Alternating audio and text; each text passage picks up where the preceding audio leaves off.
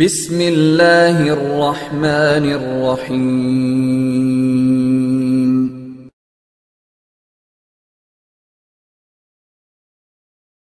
বারাকাতুহু।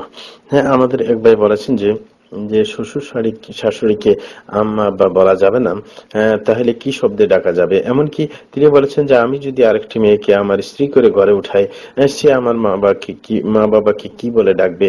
যদি আপনার মাথা পিতা করে ডাকা না যায়, আব্বা আম্মা বলে ডাকা না যায়, আমরা বলবো যে ব্যাপারটা মানে জটিল হয়ে দাঁড়িয়েছে। যে এমনও নয় ব্যাপারটা, যে হাদিস দ্বারা আপনার এটার প্রতি আংশিক নিষেধাজ্ঞা বুঝে যায়। যে রাসূল আকরাম সাল্লাল্লাহু আলাইহি ওয়াসাল্লাম বলেছেন, মানে দাআ ইলা গায়রি আবিহি লাইসা মিন্না মান দাআ ইলা গায়রি আবিহি, সে আমার উম্মত নয় যে অন্যকে বাপ ডেকেছে। এইখানে এই হাদিসের আসল মূল মর্ম হচ্ছে যে অন্যের যে তাকে জন্ম দিয়েছে তার পিতৃত্বকে অস্বীকার করে অন্যকে পিতা হিসেবে স্বীকার করে নেওয়া, এটা হচ্ছে আসলে মূল মর্ম। এটা একবারে হারাম এবং কবিরা গুনাহ। কিন্তু এবং সে মুসলমানই থাকে না, যে হাদিসের প্রকাশ্য আপনার শব্দ থেকে বোঝা যায়। যদিও এটা হারাম কবিরা গুনাহের পর্যায়ে।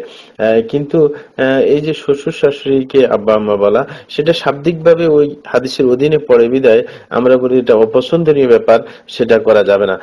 কিন্তু আপনার যদি কারোর আগের আত্মীয়তার বন্ধন থাকে, ওই হিসাবে ডাকলে কোনো অসুবিধা নেই, সেই হিসাবে ডাকবে। কেউ যদি নিজের আত্মীয়ের মধ্যে বিয়ে করে থাকে, আগের যে আপনার সম্পর্কে সেই সম্পর্কে হিসেবে ডাকতে পারে। যদি তা অপছন্দনীয় হয়, এটা আপনার মানুষের কাছে অগ্রাহ্য মনে হয় এবং এটা নিয়ে ঝগড়াঝাটি হওয়ার সম্ভাবনা থাকে, তাহলে আপনার ওই মা বাবাই ডাকবে, যেটা এলাকার মধ্যে প্রসিদ্ধি পেয়েছে। আমরা বলি যে আমরা নিজেও ট্রাই করে দেখেছি যে আম্মা আব্বা না বলে এমনিতেই সামনে থেকে কথা বলা যায়, কারণ ডাকার ব্যাপারটা আসে দূর থেকে, না শুনে অবস্থায় ডাকা।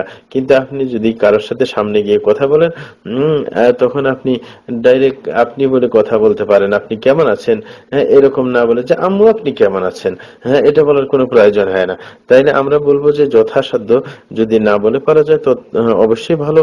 আর যদি এমন হয় যে না বলে পারা যায় না, এটা নিয়ে ঝগড়াঝাটির সৃষ্টি হয়, তাইলে সেটাই বলবে যেটা সমাজের মধ্যে প্রচলিত আছে।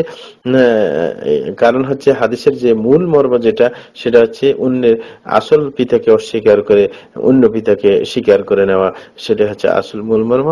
ব্যাপারটা আশা করি বুঝতে পেরেছেন।